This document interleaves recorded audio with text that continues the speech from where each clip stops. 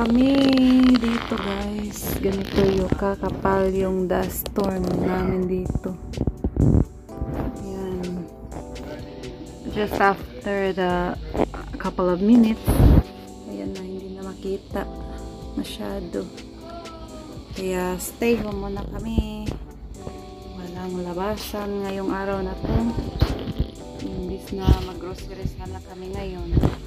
Wala, ang kapal talaga. Ayan, kahit mag-taxi. Masakit sa mata sa ilong ito guys. Ito yung nakaka-cause ng mga sakit-sakit dito.